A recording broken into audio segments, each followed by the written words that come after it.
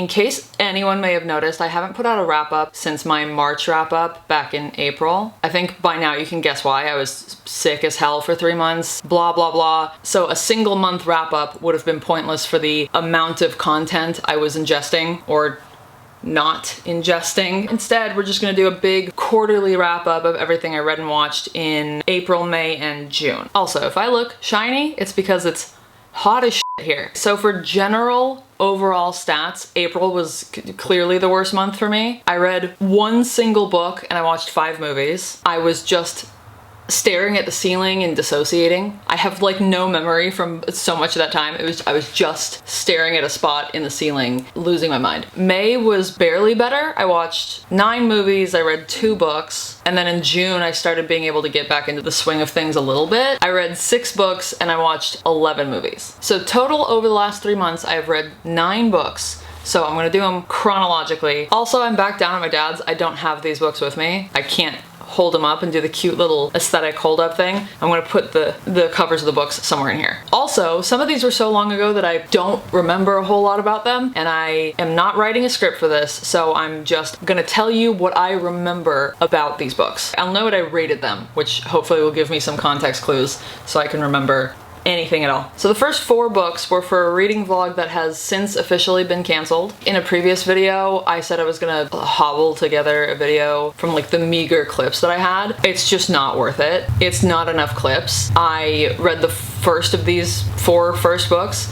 and pretty much immediately got knocked on my ass with illness, and it's just not worth. I'm not gonna put out a mediocre video just because I don't want to waste the clips, which sucks. It was a fun video concept. I'm gonna redo the concept in September. Here's a fun game. These first 4 books that I'm mentioning, let's see if you can guess the theme of what the reading vlog was going to be by seeing these 4 books. Take a look at these 4 books and see if you can guess what the theme of the reading vlog was going to be. Okay, first up was The Seep by Chana Porter. The Seep is a sci-fi book about a society that is overtaken by these formless, bodiless aliens. They take over all of Earth and they kind of create a single consciousness in people's minds. Everyone is connected through their minds and everyone is happy all the time. You can also modify anything that you want. I remember that reading it kind of reminded me of people in the Capitol in the Hunger Games, but like magic. You could transform your appearance just by thinking about it. You could transform your surroundings, your environment, your house. If I was seeped, which is what they call it, the alien invasion, you get seeped. So if I was seeped and then I went, I want that wall to be purple, or I want to have elf ears, big pointy elf ears, then I could just think about it and it would happen. Seems great, except our main character, Trina, her wife, Deba decides that she wants to become a baby again, and she finds a couple who's going to adopt her in the south of France. And so she leaves her wife, she's been with for years and years, and she becomes a baby again, because that's how she wants to experience life now. And so our main girl, Trina, she goes through she's supposed to be going through the 5 stages of grief. I think we mostly see her in the first stage. She's in depression. And she goes through this grief period where she wants to end things, and she winds up putting herself on a mission in order to help someone before she decides to do that, and it keeps going from there. I was looking forward to this book, and it was good. It was a good book. I didn't like it as much as I wanted to or thought that I would. I gave it a 3.5 stars. Definitely not the worst, but I had higher hopes for it. The ending also felt to me like it wrapped up way too neatly. There was a big tonal shift at the end of the book that just didn't feel like it meshed with the first 90% of the book at all, and it threw me off a little bit. It didn't feel right. So that was The Seep, 3.5 stars. Then I read The Hollow Places by T. Kingfisher. For this book specifically, I remember so little of it because at this point in my sickness, I was basically hallucinating being on a cruise ship 24/7. The kind of vertigo I have, it wasn't room spinning. It was like being on a cruise ship in the middle of the North Sea, like I was on North Sea TikTok on a cruise ship like this the whole time. So I hardly remember the hollow places. I gave it 3.75 stars. And from what I remember, it's about a woman who goes through a divorce and moves in with her uncle where he lives in this museum that he owns, which is full of oddities and taxidermy and strange items from around the world. And she winds up finding a portal in the back of his shop that takes her to this strange world where she has to figure out how to survive and how to get back and how to close the portal and how to move on with her life. It kind of has like Annihilation Light vibes mixed with maybe Night at the Museum. The thing that winds up being like a big twist at the end, I gathered way further ahead in the book. It was kind of obvious, but it was fun to have this portal fantasy ride through a very strange world that you would never want to go experience yourself. Not a Narnia situation, very much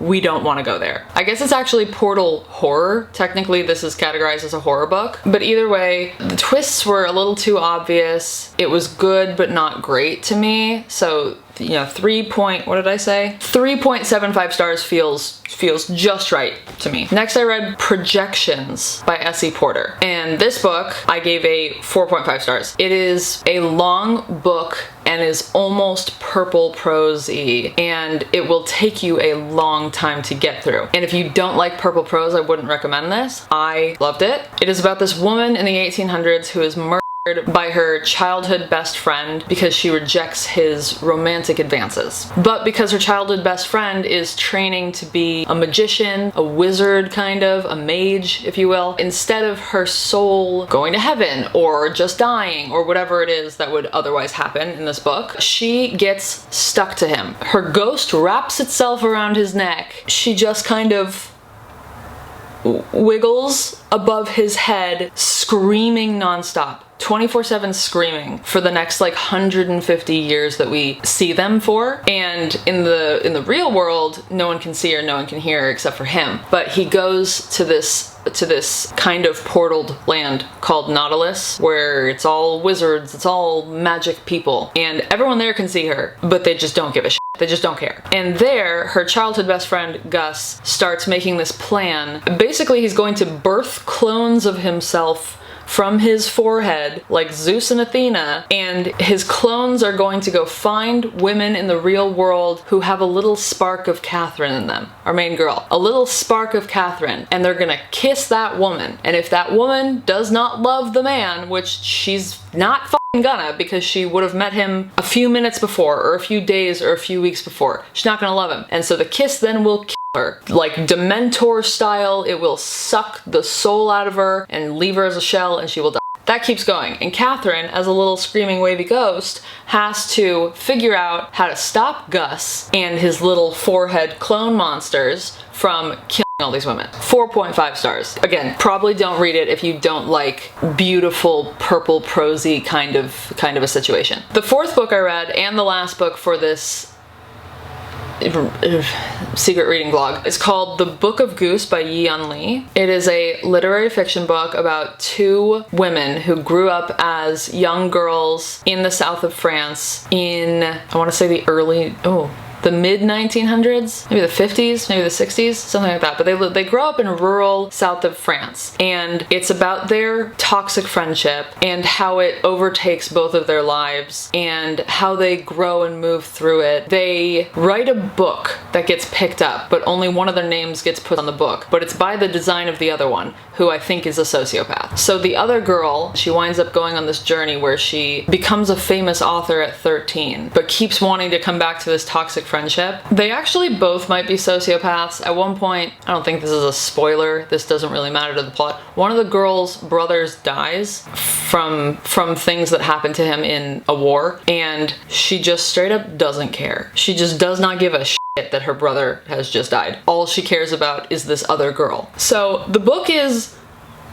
depressing. It's a depressing book. It's very well written. It turned out to not be quite my cup of tea. I gave it a 2.5 stars. This was deeply a personal preference kind of a situation. Other people love it. Wasn't quite right for me. Next, I read Fantastic Land by Mike Bakoven. I read this because of Books and Lala and her besties book club, and I am thrilled that this was the book that we chose. I gave this a 4-star. I could bump it up. It could be like 4.25. It's not a serious book at all. It's very much not a serious book. It's just fun. It's horror, but it's kind of like a horror thriller, maybe. There's a hurricane that happens, and about 300 employees get stuck inside of a theme park in Florida. It's like Lord of the Flies during a hurricane at an amusement park. At like a Disneyland adjacent, Universal adjacent amusement park, and they are mostly young people, late teens, early 20s. There's 300 of them, and by the time that they're rescued a month later, there's 100 less people because they almost immediately split into groups and start murking each other. It is unhinged. It's told in an interview style format after the events already happened. So we go through, you know, like 30, 40 people's interview sessions with this one detective? Newsman? Author? I don't remember who the narrator is in the story. Let's pretend he's writing a book. We're gonna pretend he's writing a book because I don't remember. So he interviews about 30 or 40 people. All of these mostly young people, a few older guys who work in security and electrical and whatever. You get a lot of different perspectives of the same things that happened, and you see how things shift and change in different people's heads, and you see how everyone can be an unreliable narrator. The whole book is just fun. It's just very fun. I read this right after the Book of Goose, which was a very serious book and not fun and like depressing. Maybe it says something about me that I went into this next book that's full of murder and blood and gore, and I was like, oh, this is fun. This is cheering me up.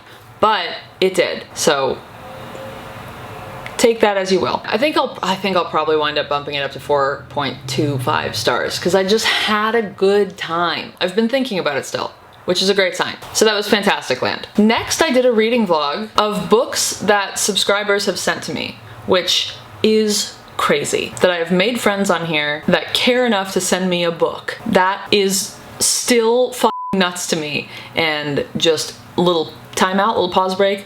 I love you guys. I love you guys. I especially love Robert and Monica who sent me those books. The first one I wrote from Robert, I did not write it. I did not write this book. It was Paradise by Fernanda Melchor. This was the most unhinged in a certain very specific way book that I think I've ever read. This is about 2 teenage boys in Mexico who are deeply unhappy with their lives. They're drinking their nights away. One of them is from a rich family in a gated neighborhood, and the other is a boy who works at the gated neighborhood, is treated unfairly. Both of them have their reasons for not liking their lives. One of them is more valid than the other one. And they are the most misogynistic characters I've ever read, the grossest language I've ever seen put to paper. One of the boys, the rich boy, he is obsessed with this wealthy woman who lives in the neighborhood, and he describes her in the most vile of ways. He describes all the things he wants to do to her, all the things he would do if he had the opportunity. Basically, he creates a plan to create the opportunity for him to do those things. And he and the other boy, they start making this plan together to commit crimes, basically. And the whole time, the whole book, our main guy, what is your name? What is your name? Our main guy, Polo, his whole thing is that he wants to shirk off his responsibility. He never feels guilt for anything because everything is always someone else's fault. If he and this other boy commit a crime, oh, it's the other boy's fault because it was his idea. Polo is just going along with it. That's gonna be a spoiler. I can't say what I was about to say. But trust me, he doesn't take responsibility for anything. If you want to know more about what I'm talking about, go watch that vlog, because I do a spoiler section where I go into what I just wanted to say. The book, it's a very short book. It's a very upsetting book. I gave it 2.25 stars. Not because it is a bad book. It is well written. It just wasn't for me entirely. Also, there are so many trigger warnings in this book. If you're going to pick up this book, please look up trigger warnings before you read it. If you want to hear what they are, I'm not going to list them here. Go watch the vlog. Go watch the crying over books my subscribers have sent to me vlog, because it's a long list. The second book I read for that vlog is called Crush by Richard Seiken, which is a book of poetry. There's not a whole lot to say here, I guess. It's about longing and obsession and love and need, and it is absolutely gorgeous. So if you're interested in poetry, definitely check out Crush by Richard Seiken. And then the last two books that I read in those 3 months, I'm not going to name. They are part of a series. They are for a secret reading vlog that'll probably be coming out in like October. And it's a series that a good amount of you have expressed interest in hearing my thoughts about. So it's going to be a full spoiler reading vlog in October, but I'm not gonna name names right now because I want it to be a secret. If you really want to know, like if you want to spoil it for yourself, you can go look at my my Goodreads and you can see the most recent books I've read. You can find out if you want. I'm just not going to say it here so that we can have nice things. We can have surprises. So those were all the books that I read. I watched a total of 25 movies over those 3 months, which is too many movies to go in depth about everything. So I'm gonna try and keep this part short and sweet. And again, chronological. First I watched Pirates of the Caribbean 3. I like it more than the second one. I don't know if that's like a hot take. Great movie. What am I saying about these? How much, you guys know what Pirates of the Caribbean is. You know what these movies are about. I don't think I have to talk about these ones. Next up, I watched the first Pirates of the Caribbean. I watched them out of order. It doesn't matter to me. I have seen all these movies. I've seen these ones so many times. It doesn't matter what order I watch them in. I like the third one a lot, so I fell asleep watching it. That's all. Third movie I watched, Dream Scenario with Nicolas Cage, which is about a man who one day everyone starts recognizing him because suddenly he's in everyone's dreams. He shows up, something happens, and he does nothing. He just walks through. He just walks through their dream, very casual. And at first he likes it. At first he loves all the attention. He doesn't feel like a success in his life. And then slowly the dreams start becoming bad and people start hating him and they start coming after him. And it's just about what he has to deal with all of that. This was a great movie. What did I rate it? That's a good question. Thank you for asking. Oh, Letterboxd is down.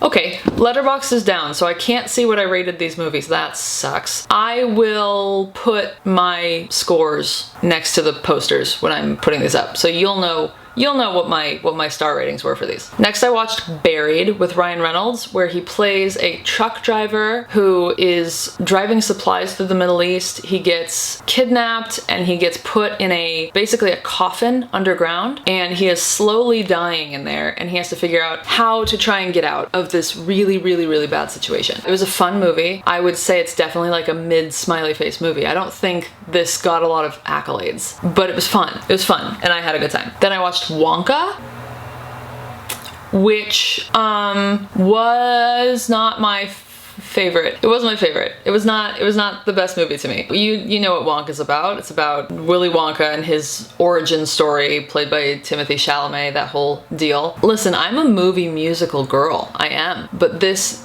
one didn't do it for me. Then I watched The Idea of You, which did do it for me. It's Anne Hathaway and Nicholas Galistinium, and it is about a woman who takes her daughter to Coachella and meets this rock star who is 15 years younger than her, and they start this passionate love affair with these problems because of their age gap and her daughter and her ex-husband, and all of these problems happen and they have to try and work their way through it, and I loved it. Again, definitely a mid-smiley face movie, but it was fun. It was so much fun. It was straight out of Wattpad, for sure. Straight out of AO3. I've heard conflicting stories about whether or not it's actually based on a Harry Styles Wattpad book?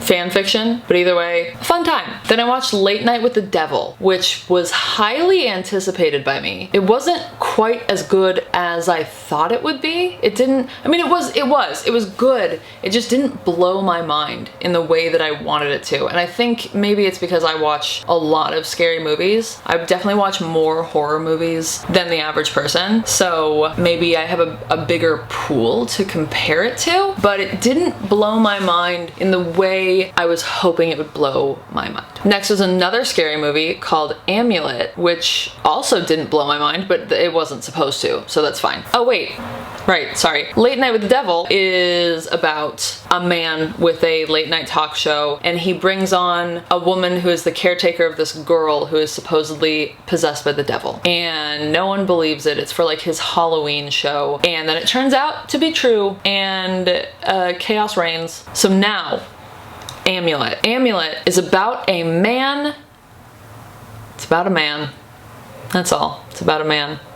No, it's about a man who, it's about a man in Europe who, oh my god, this is a no thoughts, head empty movie because I'm forgetting everything. A man in Europe who has come out of fighting in the war. My stomach is growling so loudly, I hope you can't hear that. A man who has come out of fighting in the war, and he is looking for a job. He becomes a caretaker in this house with this woman who is taking care of her sick, aging mother, who she has to keep locked in the attic. And that's all I will say. The ending gets weird. The ending gets very weird. And I love weird. So the ending took it up a few notches for me, but it's weird. And then a third horror movie in a row, I didn't even realize that, The Thing. I don't even have to look at Letterboxd. It was a straight 5 stars. The Thing is one of the best horror movies I've ever seen. Ever. Ever. The Thing is about this group of men who works in Antarctica, I want to say. I think I'm right. Antarctica. And they come across this other research base one day where some shit has gone down. Clearly something very wrong has happened. Very, very wrong. They're trying to figure out what it is. They find a dog who belonged at the base who was stranded there, and they take the dog home back to their research base. And what can I say without making spoilers? They wind up getting overtaken by some otherworldly force that fucks up their whole base, and again, chaos reigns. There are some trigger warnings for this. If you don't like watching animals in pain or something else, maybe this is not the one for you. If you don't like body horror, this is like body horror. But it's all practical effects because this is a movie from the 80s. So there's no CGI. Everything is practical effects, which makes it so much better. So much better. It's actually it's one of the best movies. It's one of the best horror movies of all time. Maybe the best. I don't know. But it's absolutely incredible. If you can get through body horror, watch it. Watch the movie, please. I'm begging you. Also, it has young Kurt Russell in it, looking like a fucking snack. Looking redacted. Next, I watched a few little indie movies that you may not have heard of called The Hunger Games and The Hunger Games Catching Fire. I don't think I have to explain these to you. It's The Hunger Games. So, the end. Next, I watched Predestination, which I have talked about in a video before where I was talking about mid-movies I want to watch, and I was corrected by a lot of you saying Predestination is not a mid-movie. It's just a great sci-fi film. And guess what? You're right, and I was wrong. How do I describe this movie without giving away anything at all? This movie is about people who can jump around in time in order to stop bad events from happening. So if there was a bombing somewhere in the city, these people could jump through time and catch the bomber before they set off the bomb. And that's really all I feel like I can say without spoiling things, without spoiling anything. It's a good movie. It's so much better than I thought it was going to be. It's definitely not a mid-movie, and I was wrong. Sorry. Then I watched Civil War, which was amazing. It's about kind of an alternate America, although like barely alternate, where America goes into a civil war. Although in this America, it's California and Texas versus basically the rest of the United States. And we never learn what the catalyst was for this war, which it would be very interesting to know what on earth would team up California and Texas versus the rest of the country. But we never find out. And it is about a group of war photographers, and they go around capturing images of really, really, really horrible things happening in the Civil War. And it is by A24, which automatically means it's gonna be a good movie for the most part. And it's bloody, and it's brilliant, and it's bloody brilliant. And Jesse Plemons is in it, wearing little sunglasses. It was a really good movie. A little bit, you know, heavy-handed with the metaphors, but that was on purpose, clearly, given where we are as a country right now. Next, I watched The Gift with Jason Bateman, which was a mid-movie for sure. What is this movie about? This movie is about a husband and a wife who move to a new house, and they run into a guy that the husband used to know in high school, and weird stuff goes on after that. They're left strange gifts at the house, their dog goes missing. It all ramps up to an unveiling about the past and events that happened in the past that led to kind of this craziness that's happening in their current lives. It's not horror, it's probably like thriller kind of a thing. Then I saw Challengers, which I'm now obsessed with, and I want to watch it again as soon as possible. I love when people kiss. I love when there are homoerotic undercurrents. And guess what? This movie is full of homoerotic undercurrents. Chock full of it. Chock full of it, brother. If you don't know what Challengers is about, it is about 3 people playing tennis, three people playing tennis at various points in their lives, and then only 2 people playing tennis, and there's also a sauna scene. I'm not doing a good job at explaining this. Zendaya, whatever. You know what Challengers is. I know you know what Challengers is. If you haven't seen it and you didn't want to see it because you don't care about tennis, you should go see it. I don't care about tennis. I don't give a shit about tennis. But I give a shit about hot people kissing each other. One of my passions in life is hot people kissing each other. So if you also like hot people kissing each other, then watch Challengers. If you want a spoiler for one of my future videos, in my movie wrap up for this year, this is absolutely going in the redacted category because it's just hot people kissing each other. Call me a pervert. Call me a pervert. Next, I watched Godzilla Minus One, which is the first ever monster movie to make me cry. And I cried like a little baby. It's, you know, classic Godzilla. It's about this man who deserted his post as a kamikaze pilot in World War II, and he is part of a group that winds up having to save Japan from the reemergence of Godzilla. And there's depth to it. They show PTSD on camera, found family. It's a really, really fantastic movie, and it deserved more awards than it got. Next up, I watched The First Omen, which is a horror movie about a young girl who moves to Italy to become a nun. She goes to become a nun in this convent. She has a little bit of a storied past. There were some incidents in her childhood that seemed a little off. She experiments a little bit with drinking and with drugs and with boys before she dons the habit. I don't remember a whole lot about this movie, but I know that I had a good time. I know that it was a lot better than I thought it was gonna be. I thought it was gonna be a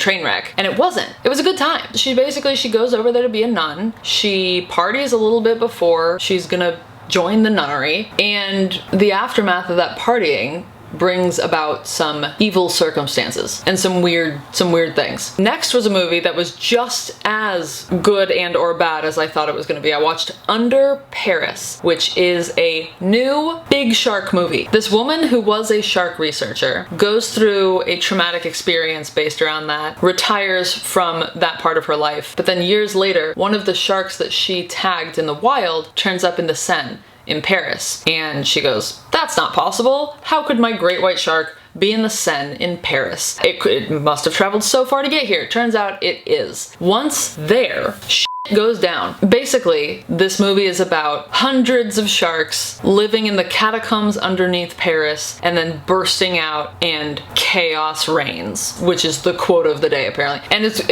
fun. It was fun. You can't go into this movie expecting like a Shawshank Redemption. You can't go into this movie expecting anything other than campy, goofy, big shark fun. The Meg type of fun. Very mid-smiley face movies type of stupid fun. Next, I got to rewatch Rocky Horror Picture Show, my favorite movie of all time, and I got to watch it with someone who's never seen it before, which was an experience. And if you don't know what Rocky Horror Picture Show is, I'm not gonna explain it to you. Everyone needs to watch this movie at some point in their lives, and if you haven't already, shame on you. If you're following this account and you have never seen my favorite movie, shame on you. You don't love me. You don't love me if you haven't seen Rocky Horror Picture Show. The most unhinged movie, the weirdest movie. I have been to the midnight showing of this more times than I can count. I started going when I was 15. You dress up, you have fun, you throw things. It's just the greatest time. You will never have more fun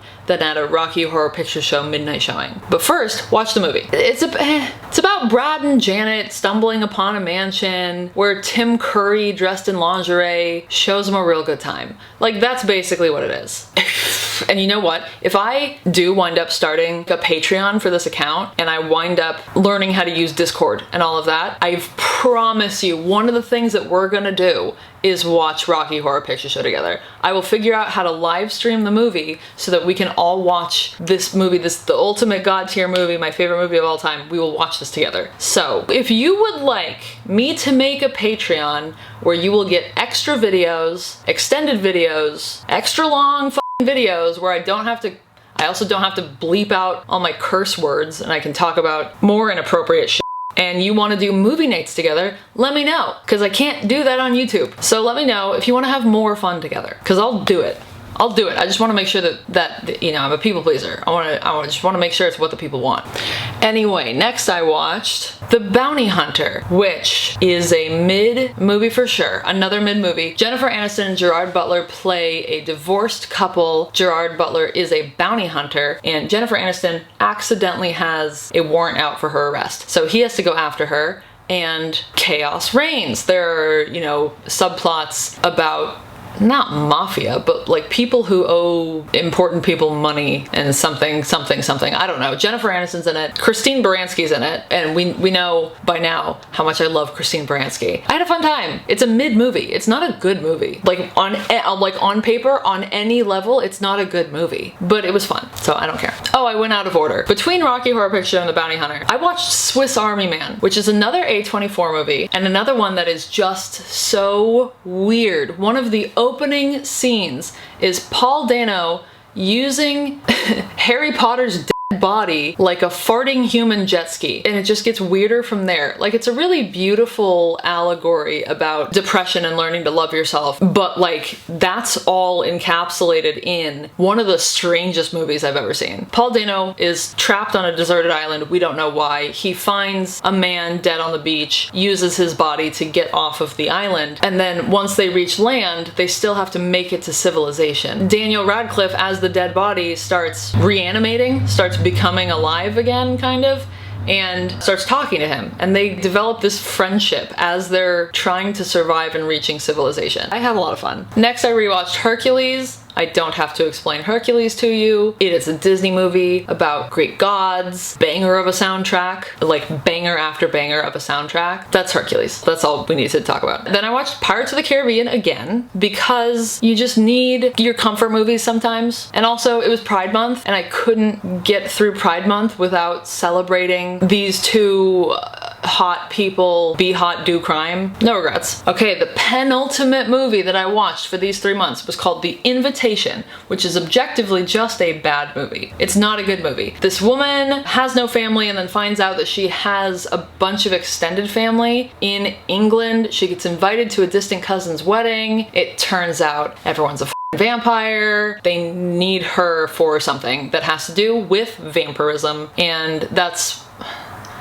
I mean, it's a bad movie. I'm still gonna try and not spoil anything. But Thomas Doherty is in it, so there you go, that helps. The last movie that I watched in June was Monkey Man, finally. This is Dev Patel's directorial debut, I think his producing debut, and he gets to show off his martial arts skills that he has been obtaining for years. And it was so much fun. It was so much fun. Dev Patel's character is on a revenge mission for what I shall not say, but he's on a revenge mission, against the sheriff in town who did a bad thing a long time ago. And in order to do that, Dev Patel basically has to burn down an establishment and kill a bunch of people along the way. And it was so much fun. Again, the soundtrack slapped. I have been playing the soundtrack in my car. I drove the 18 hours down here like a week ago, and I was playing the soundtrack the whole time. Great, beautiful, fantastic. Dev Patel absolutely kills it. So we're at the end here, but I did want to mention quickly a few of the more notable shows that I also watched during this time. So there are 6 notable shows that I got through in those 3 months. First was Masters of the Air, which has my love, Barry Keoghan, in it, and also Austin Butler, who I appreciate more now that I saw him as my beloved Fade Rafa. It has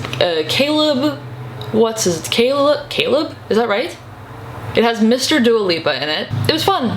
It was fun. It was a good thing to watch. That's what I have to say. I also watched The Walking Dead, The Ones Who Live, where we finally we got Rick and Michonne back. We got my babies back. It was, I mean, it was just perfect. It was everything. It was beautiful. I'll probably rewatch it again soon, just because I want more Rick and Michonne. I want more of my babies. Then I rewatched all of Avatar: The Last Airbender, and I also watched the new live action Avatar on Netflix. The OG cartoon kicks everyone's ass. There's no comparison. I have seen a lot of different views on the live action. I didn't hate it as much as a lot of people hated it, and I didn't love it as much as a lot of people loved it. I'll watch more seasons as they come out, but that's not something I need to rewatch. The OG cartoon, I will continuously rewatch that for the rest of my life. I also watched season 3 of Bridgerton, which people have criticisms about, but while it was not as good as last season, and definitely not as good as Queen Charlotte, which reigns supreme, by the way, I just like getting the new seasons of that. What I do have a problem with is the fact that for 8 episodes, they're gonna take 2 years in between each season. That seems stupid. I just wanna bring back the time when we every year had a new season of a show with 25 episodes. That's what I want, my childhood back. And then lastly, I watched Dark Matter. I read the book by Blake Crouch last year, and I loved it. The show was great. I'm not gonna go into it right now because I do have a video that's gonna be coming out where one of the things I talk about is this, but I thought it was great. Joel Edgerton did a wonderful job as Jason, but if you're gonna watch the show, I beg you to read the book first, because the book is a flat 5-star book. An absolutely incredible book. And that is the end. I'm out of this content slump I was in because I was sick. I'm finally out of that hellhole I was living in, and I can finally ingest content again at Shai Hulud levels. Just me as a big worm swallowing everything up. So yeah, from now on there will be monthly wrap-ups, because I will be ingesting enough content to make monthly wrap-ups. Thank you for dealing with me being wrap-up-less for a few months. And hopefully this fulfilled that insatiable need that everyone has for wrap-ups. Sorry I didn't have the books to hold up. I'm here. Oh! Last time I filmed a video in this room at my dad's, a lot of people asked me what this was. There was a big nose in the background. This is a bookend. I don't know where it came from. I don't know why this is what they chose, but this is a bookend. Thank you for being here with me. That's all. So if you can hear me, if you can read the subtitles, I love you. And thank you very much for being here. And I hope I see you soon. Bye. March wrap up back in February. No, April? I watched 6 books. No, I didn't watch 6 books. Oh, I guess it's all, blah, blah, blah. And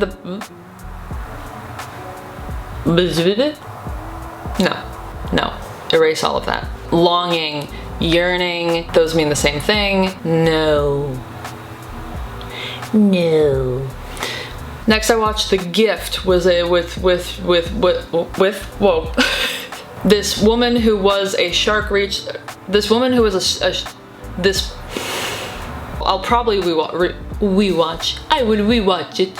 What am I doing? I love you very much. I love you very much.